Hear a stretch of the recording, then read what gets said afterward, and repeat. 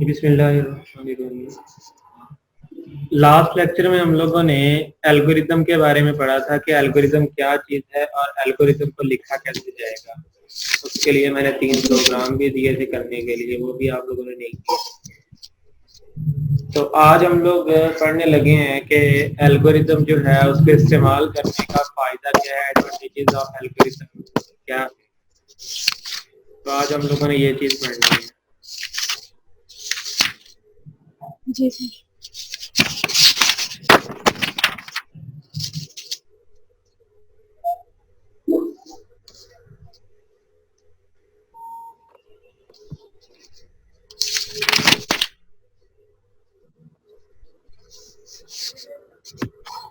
अच्छा जी, तो इसका पहला फायदा जो हमारे पास है वो है रिड्यूस्ड कम्प्लेक्सिटी। एल्गोरिदम को अगर हम यूज करते हैं तो इससे हमारी कम्प्लेक्सिटी जो है वो खत्म हो जाती है, वो कम हो जाती है। कम्प्लेक्सिटी कैसे कम होती है कि बेसिकली अगर हम किसी भी एक प्रॉब्लम को सॉल्व करने की ट्राई करते हैं, हो सकता है वो प्रॉब्लम बहुत बड़ा हो, बहुत मुश्किल हो। लेकिन जब हम लोग एल्गोरिदम जो है उसको राइट कर रहे होते हैं तो हम लोग क्या करते हैं, प्रॉब्लम को छोटे छोटे हिस्सों में डिवाइड कर देते हैं। सब टास्क जो है उनमें हम लोग डिवाइड कर देते हैं। उसके बाद इसमें जो है हम लोग बेसिकली कि किसी भी प्रॉब्लम को सॉल्व करने के ऊपर हमारा ज्यादातर फोकस होता है, हम किसी भी एक लैंग्वेज के ऊपर फोकस नहीं कर रहे होते। तो ये चीज हमारे पास होती है जी। तो एल्गोरिदम जो है इसका हमारे लिए पहला फायदा यही है कि इसकी मदद से हम लोग कम्प्लेक्सिटी जो है उसको रिड्यूस कर देते हैं। जिस तरह मिसाल के तौर पे अगर हम बात करेंगे, कोई भी एक प्रोग्राम हम लोगों ने लिखना है। अब प्रोग्राम कैसे लिखना है जी कि वो अरिथमेटिक कैलकुलेशन परफॉर्म करे। अब एक अरिथमेटिक कैलकुलेशन परफॉर्म करने का हो सकता है किसी बंदे को ना पता हो, लेकिन अगर हम उसका एल्गोरिदम लिख देते हैं तो एल्गोरिदम से क्या करते हैं जी, हम उसको छोटे हिस्सों में डिवाइड कर लेते हैं कि ये हिस्सा जो है ये 2 नंबर्स को जमा करेगा, ये 2 नंबर्स को माइनस करेगा, ये मल्टीप्लाई करेगा और ये क्या करेगा, डिवाइड करेगा। तो इस तरह करके जब हम लोग हर चीज की लॉजिक लिख लेते हैं, हर चीज की जो है वो हम लोग इस चीज पे फोकस कर रहे होते हैं कि प्रॉब्लम को इसको सॉल्व कैसे करना है, तो ऑटोमेटिकली हमारा जो है कम्प्लेक्सिटी जो है वो क्या हो जाती है, वो कम हो जाती है। तो इसका ये फायदा हमारे लिए होता है कि एल्गोरिदम को यूज करते हुए हम लोग अपनी कम्प्लेक्सिटी जो है उसको रिड्यूस कर देते हैं। ठीक है। उसके बाद एल्गोरिदम को जब भी हम लोग यूज करते हैं तो इससे फ्लेक्सिबिलिटी इंक्रीज हो जाती है। अब फ्लेक्सिबिलिटी इंक्रीज होने का मतलब ये होता है कि जब भी हम लोग एल्गोरिदम लिखेंगे या जब भी हम लोग एल्गोरिदम की मदद से काम करेंगे तो फिर एक लॉजिक तो हमारी डिफाइन हो जाती है कि हमने इस प्रॉब्लम को इस तरह से सॉल्व करना है। अब उसको किसी भी एक स्पेसिफिक लैंग्वेज में हम लोग कन्वर्ट करते हुए एक प्रोग्राम पूरा डिजाइन कर सकते हैं। तो इस तरह से हमारी फ्लेक्सिबिलिटी जो है वो इंक्रीज हो जाती है कि अगर हम एक दफा लॉजिक डिफाइन कर ले कि हमारा ये काम जो है वो इस तरह से होगा कि जिस तरह हम लोगों ने पहले 2 नंबर्स को ऐड करने का एल्गोरिथम लिखा कि सबसे पहले यूजर से पहला नंबर इनपुट ले, फिर दूसरा नंबर इनपुट ले, उसके बाद दोनों को जो है वो आपस में जमा करे और रिजल्ट को डिस्प्ले करवा दे। तो अब ये एक लॉजिक तो उसकी डिफाइन होगी, एक तरीका डिफाइन हो गया कि हमारा ये काम ऐसे होगा। तो अब इसी लॉजिक को हम लोग किसी भी प्रोग्रामिंग लैंग्वेज में राइट कर सकते हैं कि चाहे हम लोग इसको C++ में लिख ले, जावा में लिख ले, C# में लिख ले, विजुअल बेसिक में लिख ले।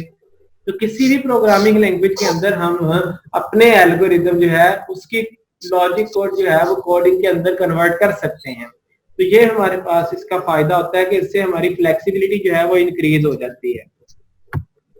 नेक्स्ट इसका जो बेनिफिट ये है कि ईज ऑफ अंडरस्टैंडिंग, कि अगर हम एल्गोरिदम जो है वो लिखते हैं तो इसमें क्या होता है, हम इंग्लिश लाइक लैंग्वेज यूज कर रहे होते हैं कि कोई भी एक हमें किसी भी स्पेसिफिक प्रोग्रामिंग लैंग्वेज का सिंटैक्स जो है वो यूज नहीं करना पड़ता। तो मीन्स ये है कि एल्गोरिदम राइट करने के लिए हमें कोई भी प्रोग्रामिंग लैंग्वेज सीखने की जरूरत नहीं है, बल्कि सिर्फ हम क्या करेंगे, हम अपने प्रॉब्लम को समझेंगे, समझने के बाद उसकी लॉजिक जो है वो डिफाइन करेंगे। तो इसलिए इसमें किसी किस्म का कोई सिंटैक्स, कोई रूल्स एंड रेगुलेशन नहीं है, बल्कि इसमें क्या है कि हमने जो एल्गोरिदम लिखना है वो सिंपल लाइक लैंग्वेज में लिखना है, जिस तरह की इंग्लिश हो गई। ठीक है। तो किसी भी एक ऐसी लैंग्वेज में लिखना है जो कि हमारे लिए इजीली अंडरस्टैंडेबल हो, जिसको देखते ही हमें फौरन समझ आ जाए। तो ये हमारे पास ये एल्गोरिदम जो है उसका फायदा होता है कि इससे एक तो हमारी कॉम्प्लेक्सिटी जो है वो रिड्यूस हो जाती है, क्योंकि हम अपने प्रोग्राम को छोटे छोटे हिस्सों में डिवाइड करते हुए उसकी लॉजिक डिफाइन कर लेते हैं। दूसरा, इसमें हमारी फ्लेक्सिबिलिटी इंक्रीज हो जाती है कि जब हम लोग एल्गोरिदम लिख लेते हैं उसके बाद किसी भी प्रोग्रामिंग लैंग्वेज में उसको कन्वर्ट कर सकते हैं। तीसरा इसमें यह है कि हमारी अंडरस्टैंडिंग जो है वो ईज हो जाती है कि हमें कोई स्पेसिफिक प्रोग्रामिंग लैंग्वेज सीखने की जरूरत नहीं है, बल्कि हम इंग्लिश लाइक लैंग्वेज के अंदर अपना एल्गोरिदम जो है वो राइट कर सकते हैं। नेक्स्ट हमारा टॉपिक आता है फ्लो चार्ट का, कि फ्लो चार्ट क्या है। Flow chart basically graphical representation of N algorithm, कि किसी भी एल्गोरिदम की ग्राफिकल रिप्रेजेंटेशन जो होती है उसको हम लोग बोलते हैं फ्लो चार्ट। ठीक है, अब फ्लो चार्ट में दो लफ्ज आ रहे हैं, अगर हम थोड़ा सा इसके ऊपर देखें तो फ्लो और चार्ट, ये दो लफ्ज हैं अलग अलग। एक लफ्ज फ्लो है, दूसरा लफ्ज है जी चार्ट का। अब फ्लो का क्या मतलब होता है? फ्लो का मतलब होता है बहाव, और चार्ट का मतलब क्या होता है? चार्ट का मतलब होता है ग्राफ। ठीक है ना, ये फ्लो हो गया और ये चार्ट हो गया। फ्लो हमारा क्या होता है? बहाव। ठीक है, तो अब ये दो चीजें, बहाव और ग्राफ, ठीक है, कि ग्राफ की मदद से बहाव जो है उसको रिप्रेजेंट करना।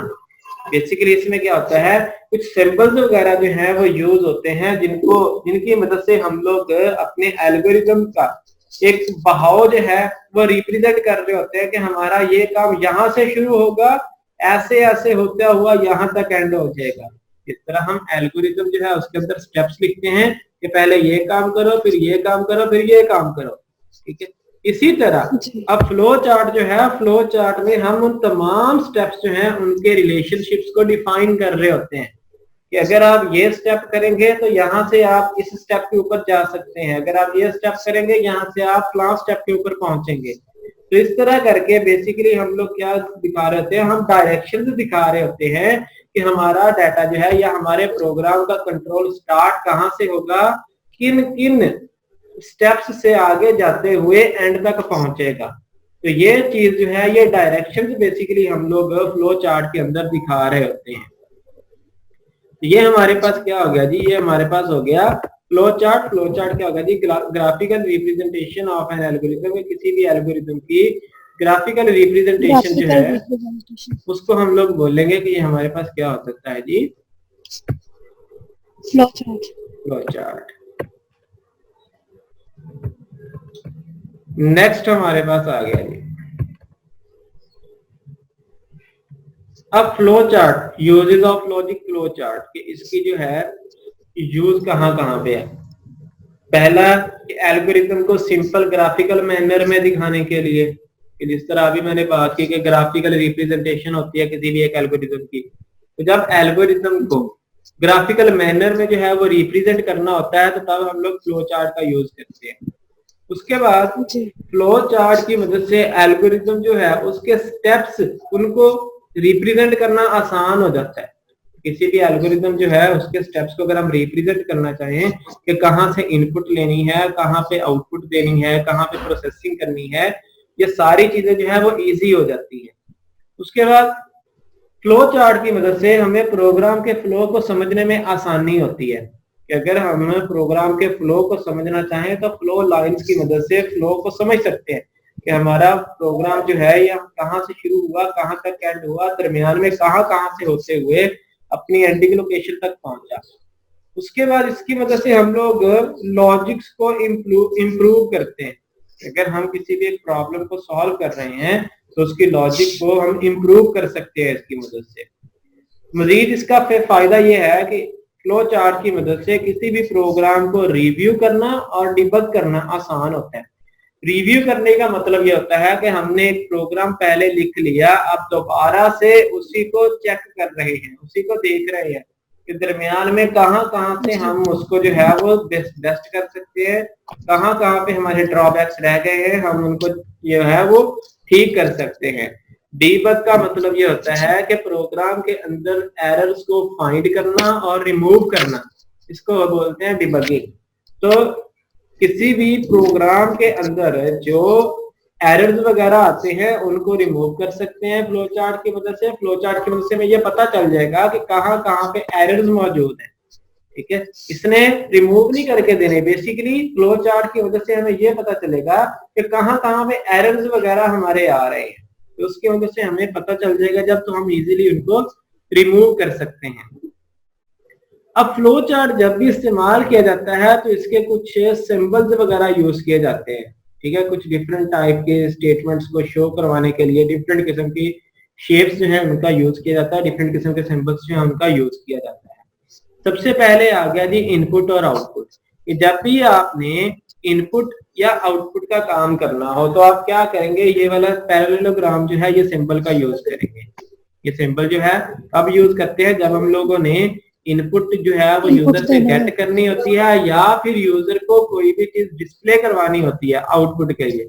इनपुट के लिए भी यही और आउटपुट के लिए भी यही सिंबल यूज किया जाता है। प्रोसेसिंग, प्रोसेसिंग का मतलब ये होता है कि जब हमने किसी भी काम को परफॉर्म करना होता है, कोई भी प्रोसेस परफॉर्म करना होता है, जब भी हम लोगों ने कोई कैलकुलेशन करनी होती है तो कैलकुलेशन वगैरह करने के लिए ये प्रोसेस का सिंबल यूज किया जाता है जो कि रेक्टेंगल का सिंबल है। ठीक है, कि रेक्टेंगल के साइन की मदद से या रेक्टेंगल के शेप की मदद से हम लोग प्रोसेसिंग जो है उसको शो कर रहे होते हैं या रिप्रेजेंट कर रहे होते हैं।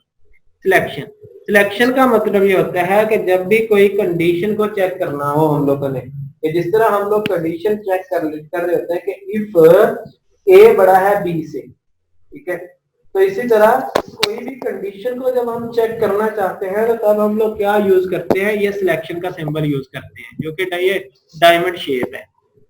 ठीक है, कि इसके अंदर हम लोग क्या करते हैं, अब ये जो डायमंड शेप होती है ना, इसमें दो आंसर निकलते हैं इसके। इस तरह इनपुट या प्रोसेसिंग जो होती है उसका सिर्फ एक ही आंसर निकल रहा होता है आगे, लेकिन ये जो इनपुट होती है ना, सॉरी, ये प्रोसेसिंग जो होती है, ये सिलेक्शन जो होती है, ये सिलेक्शन जो होती है, कंडीशन जो होती है, इसके आगे दो आंसर निकलते हैं। अब ये जब भी हम लोग कंडीशन चेक करते हैं कि इफ ए ग्रेटर देन है बी से, तो वो ट्रू भी हो सकता है, वो फॉल्स भी हो सकता है, दोनों ऑप्शन हमारे पास हो सकते हैं। तो इसलिए इसके या तो इसमें एक तरफ से ट्रू निकलेगा, एक तरफ से इसमें फॉल्स निकलेगा, वो हम अपनी मर्जी से निकालते हैं। स्टार्ट और एंड, ये हमारे पास सिंबल जो है ये स्टार्टिंग पॉइंट और एंडिंग पॉइंट को रिप्रेजेंट करते हैं। जिस तरह हम एल्गोरिथम लिखते हुए सबसे पहला काम करते हैं स्टार्ट का, सबसे पहला स्टेप, इसी तरह जब हम लोग फ्लो चार्ट बनाएंगे तो पहला स्टेप स्टार्ट का होगा और लास्ट स्टेप जो होगा वो एंड का होगा। ये आती है जी flow lines. Flow lines basically directions होती हैं कि हमारा प्रोग्राम का फ्लो किधर जा रहा है। ये जो नीचे को है इसका मतलब है कि हमारा प्रोग्राम का फ्लो नीचे को आ रहा है, इसका मतलब है हमारा प्रोग्राम का फ्लो ऊपर को जा रहा है, ये हमारे प्रोग्राम के फ्लो को राइट पे लेके जा रहा है, ये हमारे प्रोग्राम के फ्लो को लेफ्ट पे लेके जा रहा है। तो बेसिकली हमारा प्रोग्राम जो है उसमें जिस साइड पे भी जाना हो तो उसी तरह का सिंबल जो है वो यूज कर लिया जाता है। मिसाल के तौर पे जिस तरह अगर हमने एक ये चीज बना दी, ठीक है ना, ये भी प्रोसेसिंग है, ये भी प्रोसेसिंग है। अब यहां से हम यहाँ पे आ रहे हैं तो ये हमारे पास इस तरह से, अगर हम यहाँ से आगे इधर जा रहे हैं किसी भी एक कंडीशन के ऊपर तो हम लोग उसी तरह का जो है वो फ्लो लाइन का यूज कर लेंगे। ठीक है, ये फ्लो लाइन। अब इससे अगर हम वापस जाना चाहते हैं तो ये फ्लो लाइन आ गई। ठीक है, तो मतलब ये फ्लो लाइन क्या है, फ्लो लाइन ने रिप्रेजेंट करना है कि हमारी डायरेक्शन किस तरफ है, हमारे प्रोग्राम का फ्लो किस साइड पे है, तो उस चीज। कनेक्टर, कनेक्टर का मतलब होता है दो चीजों को मिलाना। तो कनेक्टर बेसिकली क्या करता है, ये प्रोग्राम की जो फ्लो लाइंस होती हैं, फ्लो लाइंस को आपस में मिलाता है। जब दो या दो से ज्यादा फ्लो सैंपल्स जो हैं, ठीक है, डिफरेंट डायरेक्शन से आ रहे हैं, मिसाल के तौर पे एक जो है इधर से आ रहा है और एक जो है वो इधर से आ रहा है, अब इन दोनों ने आगे इस साइड पे जाना है। ठीक है, तो हम लोग क्या करते हैं, यहाँ पे इनको कनेक्ट करके, कनेक्टर की मदद से कनेक्ट करके एक सिंगल में कन्वर्ट कर देते हैं।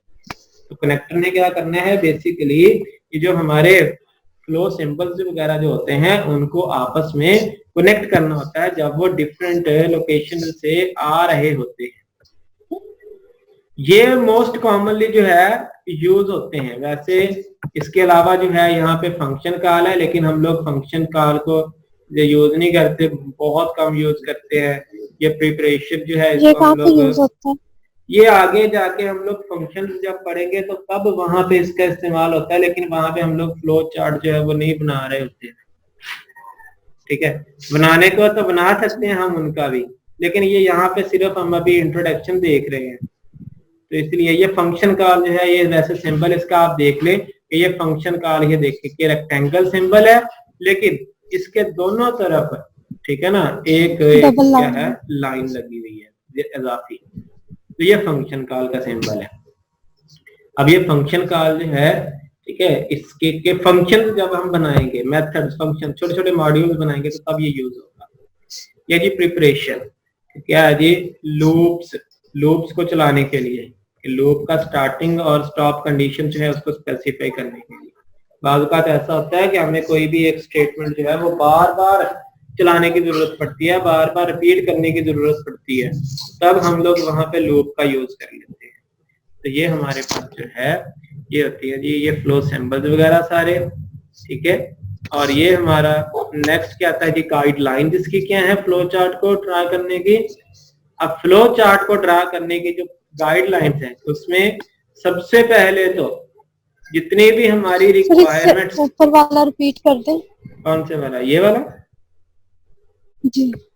अच्छा, ये होता है जी बेसिकली जब भी हम लोगों ने कोई भी एक लूप का इस्तेमाल करना होता है। लूप का मतलब होता है किसी भी स्टेटमेंट या सेट ऑफ स्टेटमेंट्स को बार बार रिपीट करना। इस तरह मिसाल के तौर पे अगर हम ये कहें कि हमने गिनती लिखनी है 1 से लेकर 10 तक, तो एक तो ये होगा कि हम खुद बार बार पहले 1 लिखेंगे, फिर 2 लिखेंगे, फिर उसके बाद 3 लिखेंगे, फिर उसके बाद जो है वो 4 लिखेंगे, उसके बाद 5 लिखेंगे, और इसी तरह अप टू 10 तक लिखेंगे। लेकिन उसके बदले में हम लोग क्या कर देते हैं, हम लोग खुद नहीं लिखते बल्कि एक लूप चला लेते हैं जो कि ऑटोमेटिकली काउंट करता रहता है स्टार्टिंग से एंडिंग तक। तो हम स्टार्टिंग पोजीशन और एंडिंग पोजीशन बता देते हैं कि यहाँ से लेकर यहाँ तक जाना है आपने, तो उसके दरमियान में खुद को बार बार ये रिपीट करवाता रहता है लॉजिक को, वो लूप होती है।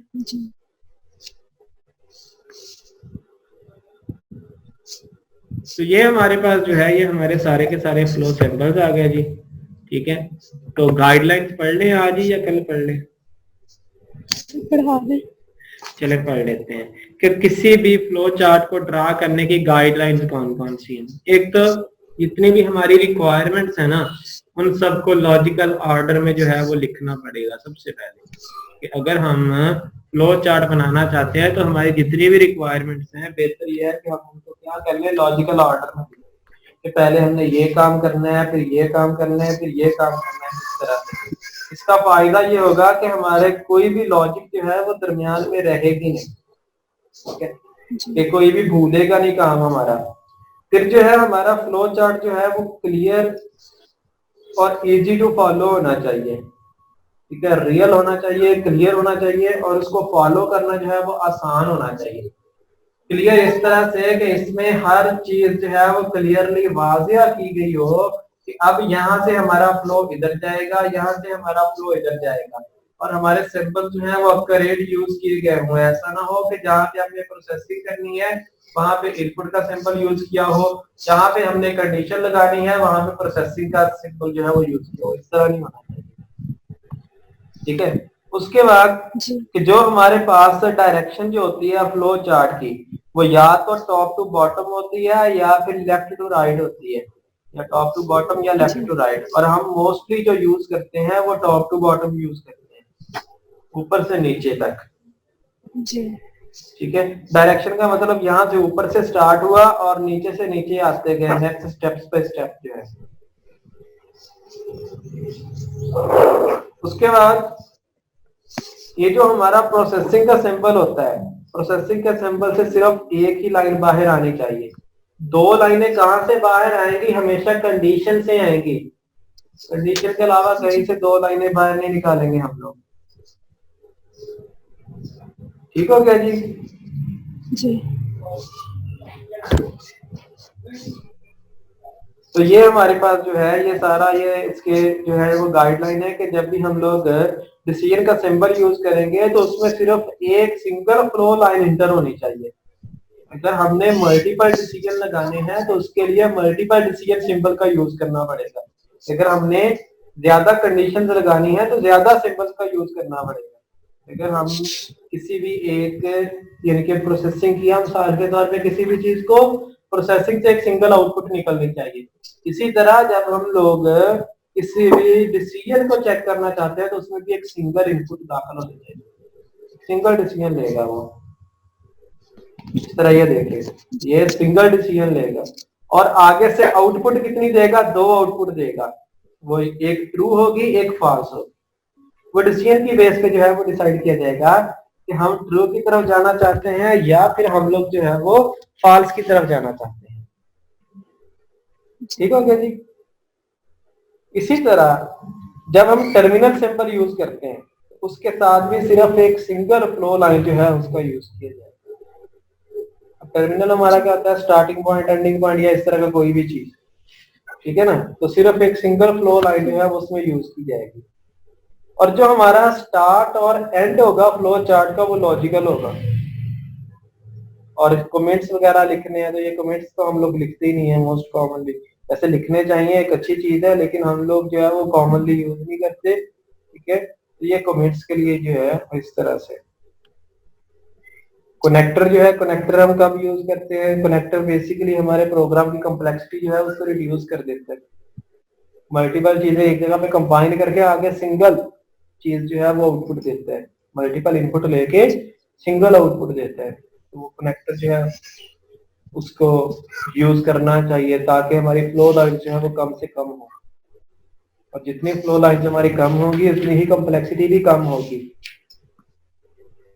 और जब भी हम लोग फ्लो चार्ट बनाएंगे तो फ्लो चार्ट को सैंपल डाटा की मदद से टेस्ट करना चाहिए, क्या हमारा फ्लो चार्ट एग्जैक्ट काम कर रहा है कि नहीं कर रहा, एक्यूरेट आंसर दे रहा है कि नहीं दे रहा।